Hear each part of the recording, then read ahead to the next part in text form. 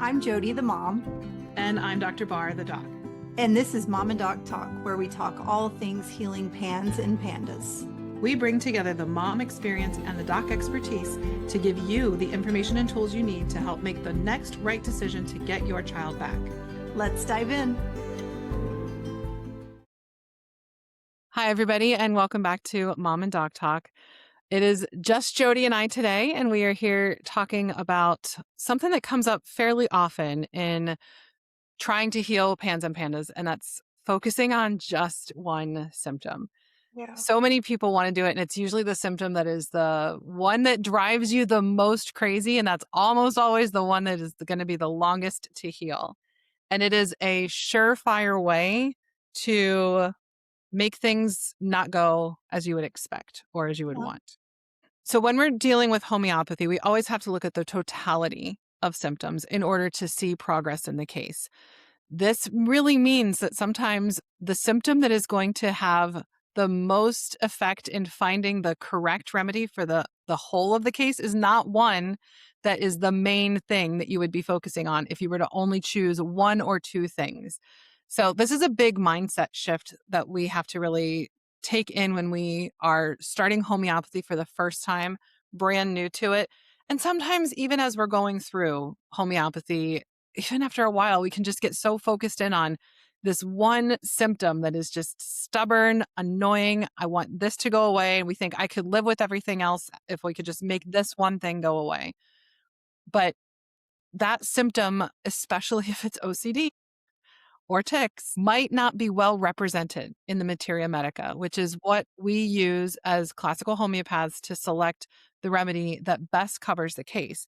And this is based off of proving symptoms. So the tests that were done on humans that were healthy individuals to see what symptoms a remedy could produce in a healthy person, and then clinically verified. So what had been proven to be used in a person who is unhealthy and see that symptom recover for good.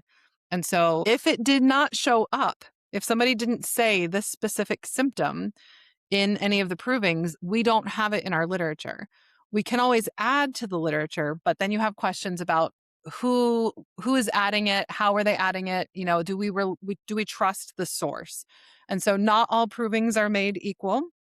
Not all homeopaths are made equal. And so there are certain homeopaths that if they add a symptom and say this remedy covers this particular OCD, there's certain ones that I'm like, nope, I don't trust that at all. And there's others that I'm like, yes, if they say this, I do trust it. And it's actually verifiable because I know them and I know their process.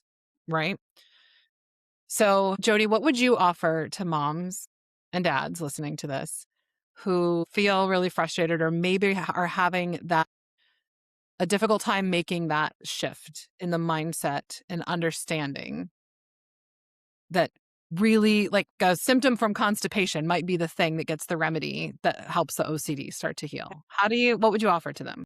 It's a hard shift because we're also talking about shifting out of sort of the suppression mindset, because it seems like I must have thought you were a sorcerer when we started homeopathy, because I fully expected that you would be able to get rid of symptoms. And this was my lack of knowledge about homeopathy back then. I really honestly thought all you had to do was tell me the next remedy and it could get rid of OCD, or it could get rid of separation anxiety. I didn't understand the whole, the body's going to heal itself process. I didn't understand that you didn't have more. I thought you had more control of it.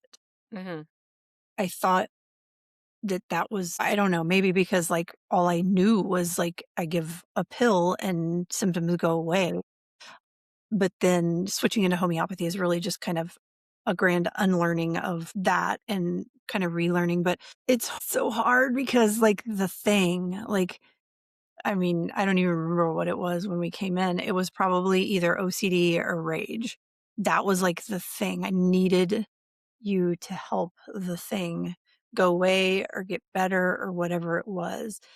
And what I know 100% sure was that the second that you actually did get rid of the thing immediately switched to something else, because something else was at all of the sudden it was oh, okay, rage is better, but I'm not sleeping. It's taking hours to get to sleep. And we're dying because we're not sleeping. And like sleep deprivation feels awful. Mhm. And so that became my next thing. And the things just kept replacing themselves. And it's just really like a grand understanding that is just not how homeopathy works. One of the things that was coming to my mind is that you might see, because the body's going to heal at its own pace in its own order. And so you might see that one remedy seems like it treats this thing, and it might feel like you're just addressing one thing at a time. And now you've got this next thing to address. And that's not really what's happening. It might be that we're peeling layers so something becomes more prominent because it's a symptom that was more suppressed by the most important, most externalized symptom. And so it can seem like it's becoming more prominent, but it's not necessarily that this remedy treated this thing and now we need another remedy to treat this thing and then we're going to get another remedy to treat this thing, even though it can sometimes potentially feel that way. And I think that sometimes people will start to interpret it that way, and that can shift how they're reporting what they're seeing. And that can also then shift outcomes. Because the truth of the matter is, like you said, that you feel like you are in the mindset of suppression or palliation. And that's understandable because that's where we come from if we were raised with conventional medical practices or allopathic medicine. Because in that system of medicine, our goal is to suppress or palliate or kill things, right? And so it is an understandable thing to expect that you think you're just using a natural treatment to do the same thing when that's just not the case, because conventional medicine has already chopped us up into little bits, right? We have our primary care doctor, but our primary care doctor's job is to see which specialist we need to go see for which chopped up part.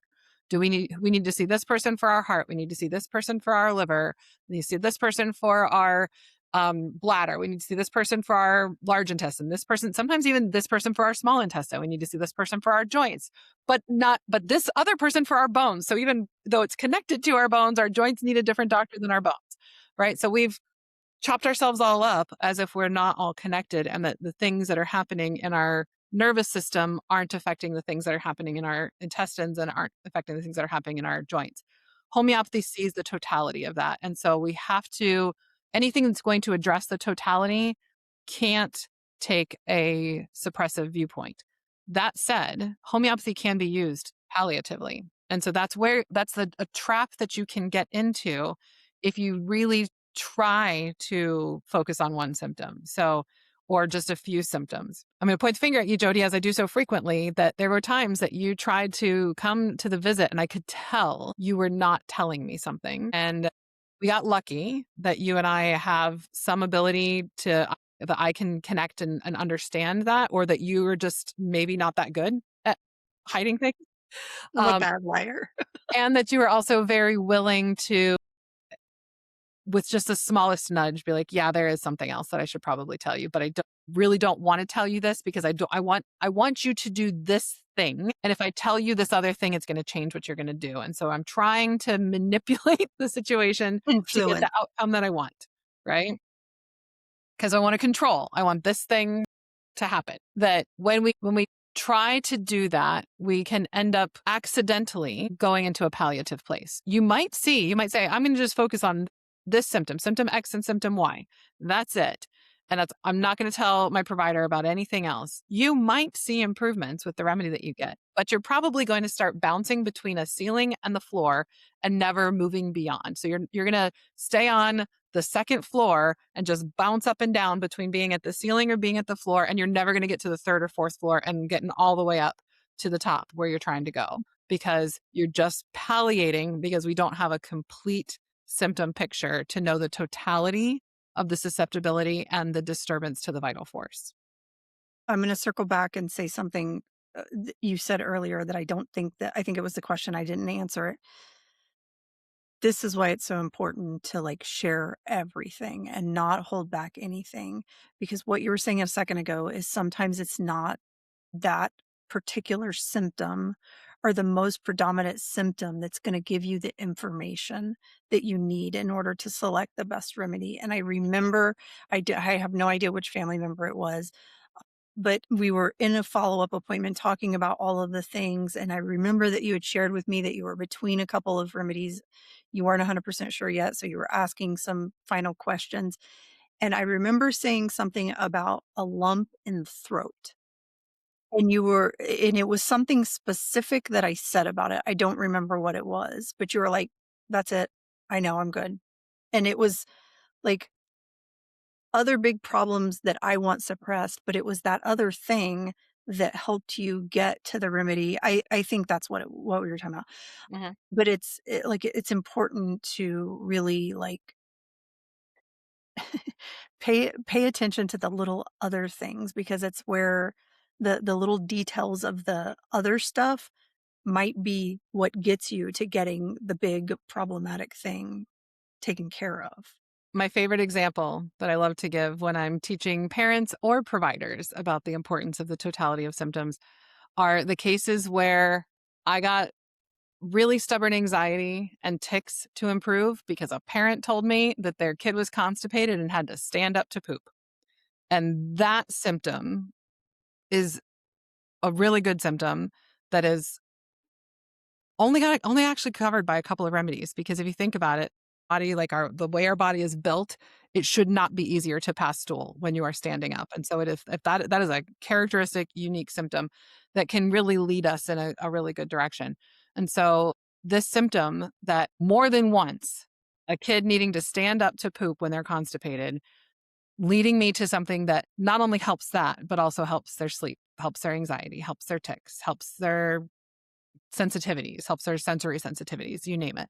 So it's these small things that might not seem relevant to you that can be really vital for selecting the correct remedy when it can have the impact that you want it to have. And that's one of the things that just homeopathy is such an exercise in relinquishing control, because we cannot control the speed that the body heals. We can't control which symptoms heal first. We can't control any of those things, right? Like, we can't control how long they're going to respond to a remedy, none of those things. And the more we try to control, the more complicated we can make it. And we can delay the outcomes that we actually want because we're trying to aggressively seek those outcomes. Does that make sense? Yeah, it does. Yeah. It So, does. I mean, there's not much more to say about it. No. I mean, you can focus on one or two symptoms and it probably won't go the way you want it to. That because this is something that I struggle with so much, and I want to stop every single time I see it and try and help whoever it is talking about it understand it, because I think it's hard. And there's misinformation out there, and there are, I believe, some homeopaths that are using remedies to suppress symptoms. It's a different style of treatment. It's not homeopathy. If it is Okay, not yeah, using the law of similars and it is not using the totality of symptoms at the minimum effective dose, then it is not homeopathy. So it's not saying that it's like, if it's working for people, it's fine. Just don't call it homeopathy. Call it isopathy. Call it something else. But if it's not the single medicine for the totality of symptoms based on the law of similars at the minimum effective dose, it's not homeopathy. So. okay, you're right. But I wish that I could infuse understanding into these conversations that I see about, like, big picture, like end goal. And you're not going to get a child to the place where Avery is today, where she is doing well, she is living life, she is getting all the infections, being exposed to mold, doing like all the things without going back into pans.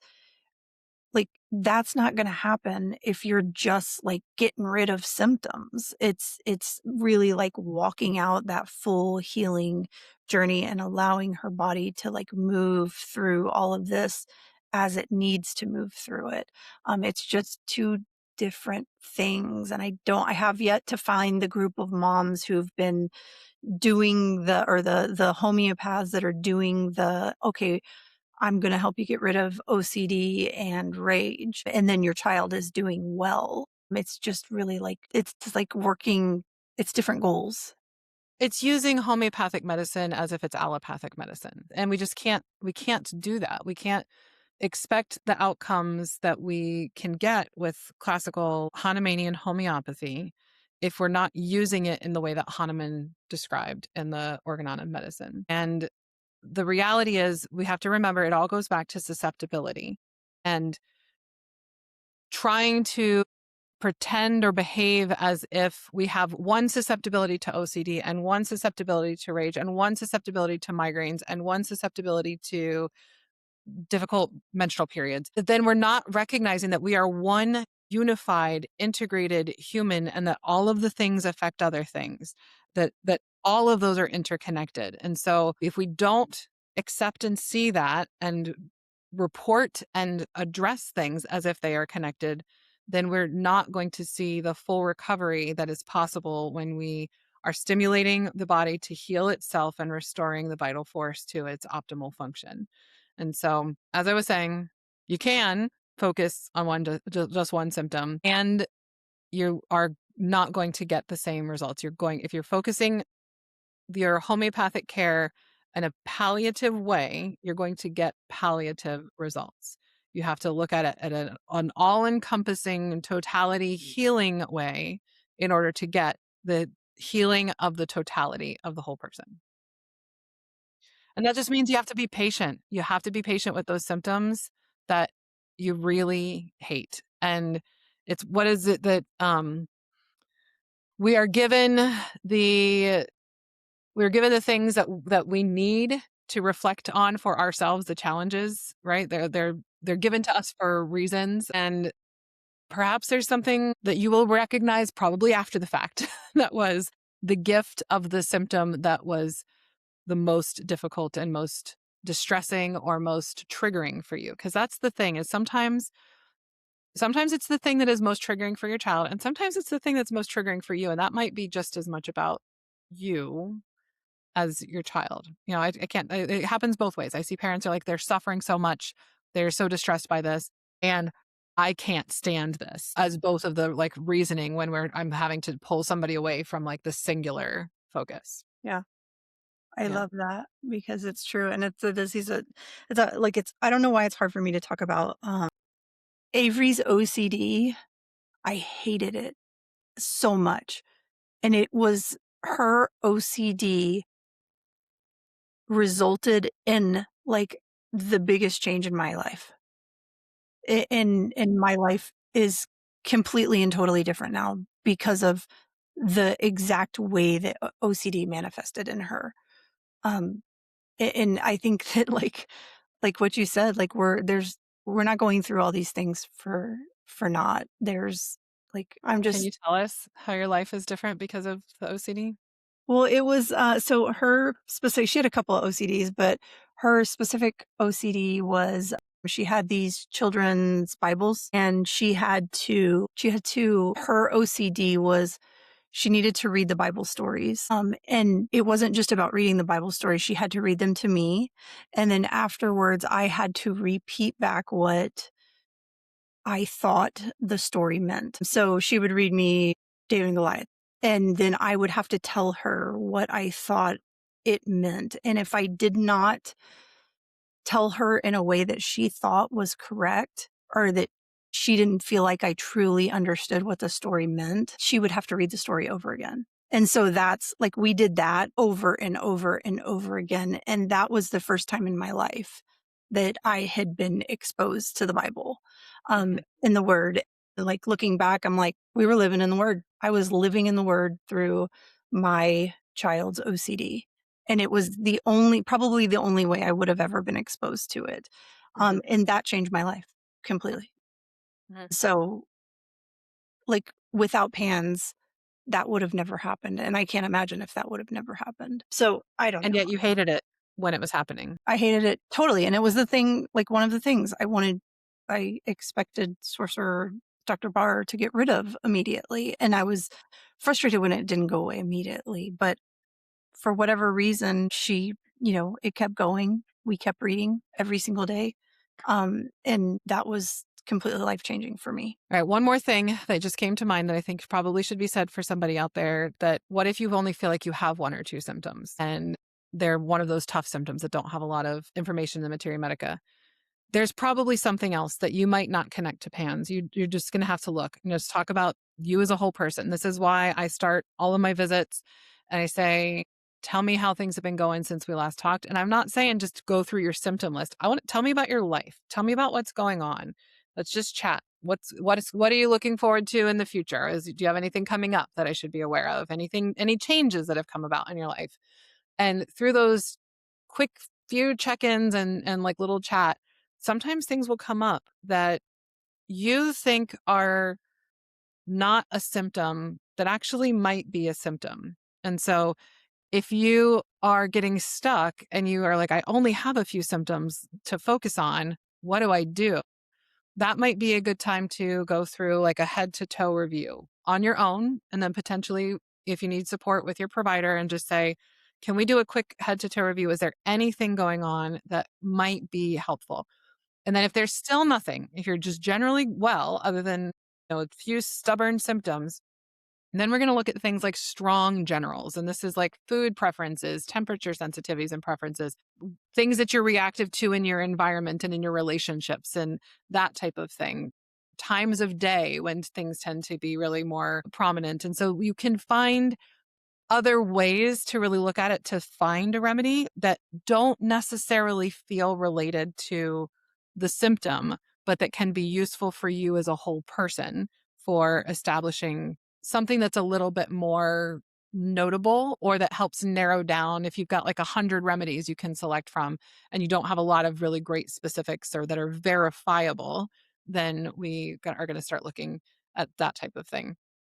And one more thing I feel like I should add is that, especially with tics and OCD that don't have a lot of great symptoms in the Materia Medica, some are really, really fantastic. Some remedies, those are very, very, very well proven because they have strong impact on the nervous system. But the exact expression of the OCD and the exact expression of the tics are not always something we can find. So it doesn't always help to dive in further. Do the best you can to get the symptom that you can see in front of you. But it doesn't always help to try and dive in further and further and further, because you might just be going further down a rabbit hole that doesn't have a rabbit in it. Right? And so that's when we might need to say, okay, let's take a step back. We've gotten the details that we can, and let's look around it. Okay. So our hope for all of you is that you find full recovery for your kiddos, which is why we harp so much on these things that are necessary for full healing in classical homeopathy. And again, if you got something else and it's working for you, that's great. If it stops working, this might be part of it. So maybe come back to this. If you're not taking a classical homeopathy approach, but you start to find that it's just not holding for you the way that you want it to, or that every time there's a new infection or new exposure, the things come back because you're not addressing the specific susceptibility and the totality of the symptoms. Yeah. Okay. All right. All good. All right. Take care. Okay. We hope you found this episode helpful, hopeful, and inspiring. We would love to connect with you on social media and have you as part of our amazing community. You can find us on Facebook by searching for Homeopathy for Pans and Pandas. If Facebook isn't your thing, you can also connect with us on Instagram and YouTube by searching for Resilience Naturopathic or clicking the links in our show notes. You can also visit our website, resiliencenaturopathic.com. As always, we value your partnership in advocacy and education. Your support through following, sharing, rating, and reviewing our podcast is crucial in our mission to teach the world about PANS, PANDAS, and homeopathy. So if you found this podcast helpful, please leave us a review. Together, we are making a difference. And finally, this podcast really is for you. Your questions and feedback help us make sure we are answering the right questions so you can feel confident making the next right step for your kids. Send us your questions or request guests by emailing us at podcast@resiliencenaturopathic.com, also linked in the show notes.